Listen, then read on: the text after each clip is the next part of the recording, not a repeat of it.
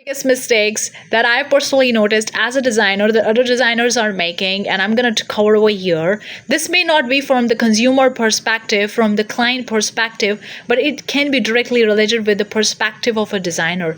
As a being a designer, as an artist, we are more imaginary, we are more visionary. We see things before it created in the space. We imagine things before it's there in the space, and that's amazing.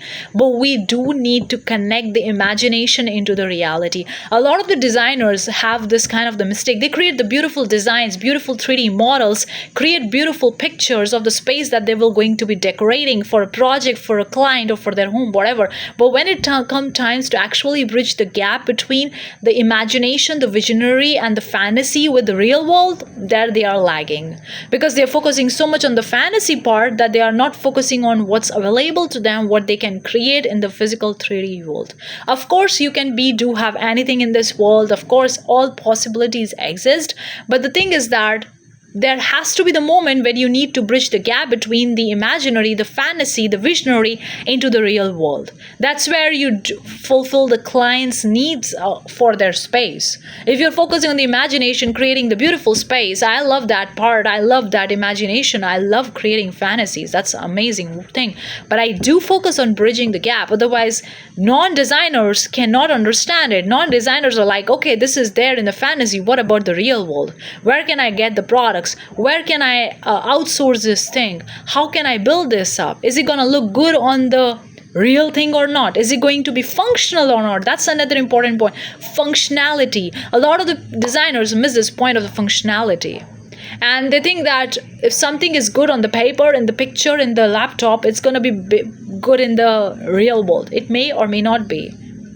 There are a lot of the things that affect your designing skills or affect the real world, like the environment, the weather, the climatic conditions, the people living there, and all maintenance and everything. And people forget about the maintenance. This is another thing. They forget about the maintenance. They're like, oh, the glass ceilings, oh, the glass floors, oh, the glass windows look so pretty. But when it's time to the glass needs a lot of the maintenance. Of course, you can hire a cleaning lady or cleaning person to do it for you, but it requires a lot of the maintenance. So keep that things in the picture when you're designing for a space for your client. Focus on all the things about the maintenance and everything, so that you can maintain that space. You can create a beautiful space, you can design a beautiful space, and that the client can maintain it for as long as they want, right?